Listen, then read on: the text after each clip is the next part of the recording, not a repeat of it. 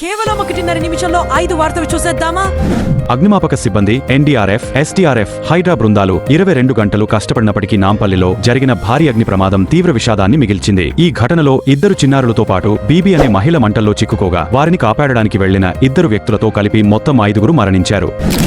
AP ఉప ముఖ్యమంత్రి పవన్ కళ్యాణ్ మహారాష్ట్రలోని నాందేడ్లో ఉన్న ప్రసిద్ధ సచ్ఖండ్ గురుద్వారాను మహారాష్ట్ర ముఖ్యమంత్రి దేవేంద్ర ఫడ్నవీస్ తో కలిసి సందర్శించారు. పవన్ కళ్యాణ్ మాట్లాడుతూ, గురు తేగ్ బహదూర్ జీ త్యాగం కేవలం ఒక మతానికి సంబంధించింది కాదు, అది మానవత్వం మరియు ధర్మ పరిరక్షణ కోసం జరిగిన పోరాటం అని అన్నారు.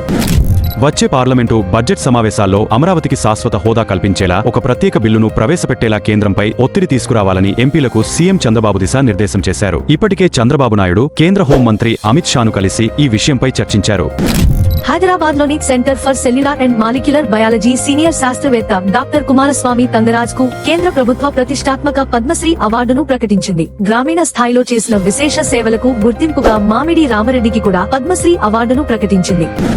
ఐకాన్ స్టార్ అల్లు అర్జున్ మరియు sensational director Sandeep Reddy Vanga combination లో భారీ చిత్రం త్వరలో రాబోతుంది అని ప్రముఖ బాలీవుడ్ నిర్మాత భూషణ్ కుమార్ వెల్లడించారు. తమ నిర్మాణ సంస్థ టీ సిరీస్, భద్రకాళి పిక్చర్స్ సంయుక్తంగా నిర్మించబోయే చిత్రం ఇది అని అన్నారు. ప్రస్తుతం అల్లు అర్జున్, సందీప్ వంగ అత్యంత భారీ ప్రాజెక్టులతో బిజీగా ఉన్నారు అని, ఆ తర్వాత ఈ చిత్రం పట్టాలెక్కనుంది అని ఆయన స్పష్టం చేశారు.